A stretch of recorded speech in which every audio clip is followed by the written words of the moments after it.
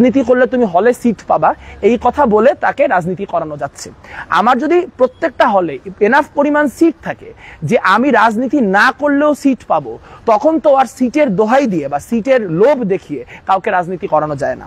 তাহলে যারা রাজনীতি নিষিদ্ধের কথা বলছেন তারা এইরকম জোরে সোরে সিট বাড়ানোর কথা বা আবাসন বাড়ানোর কথা কেন বলছেন না? এবং এখন একটা ভালো সময় যাচ্ছে এই অর্থে যে এখন কোনো দলীয় সরকার ক্ষমতায় নাই।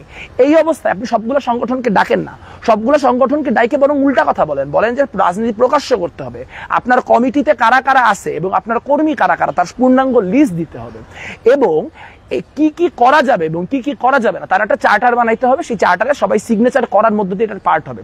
যদি কেউ সেটা ভায়োলেট করে তাহলে আমরা বাকি সবাই মিলে তাকে ঠেকাবো। এইটা হওয়া উচিত গণতান্ত্রিক রূপরেখা। এই পরিস্থিতিতে ছাত্র সংসদ নির্বাচন যেটি নিয়ে আলোচনা হচ্ছে বা ডেটও দেওয়া আছে, সেটি ব্যাপারে আমি কোনো শঙ্কা দেখছি না। আমরা পুরোটা সময়ই শঙ্কায়, কারণ আমরা দেখতে পাচ্ছি বিশ্ববিদ্যালয় প্রশাসনের কোনো মেরুদণ্ড নেই এবং তাদের কোনো বোঝাপড়া নেই।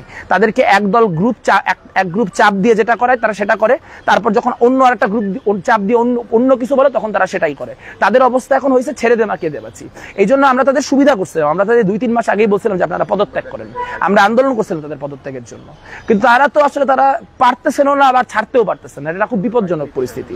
বিশ্ববিদ্যালয় হ্যান্ডেল করতে হলে বিশ্ববিদ্যালয়ের বিষয়ে একটা ক্লিয়ার ধারণা থাকা লাগবে যে বিশ্ববিদ্যালয়ে কি কি হইতে পারে এবং সেগুলো কি কিভাবে ডিল করা লাগবে। আপনি যে চাপে পড়ে এই কাজ করে দিলেন, 17 জুলাইয়ের কথা আবার বলতেছেন, 17 জুলাইয়ের হিসাব অনুযায়ী তো বিশ্ববিদ্যালয় কমিটিও থাকতে পারে না, তাহলে কি আপনারা বিশ্ববিদ্যালয় কমিটিও তুলে দিবেন?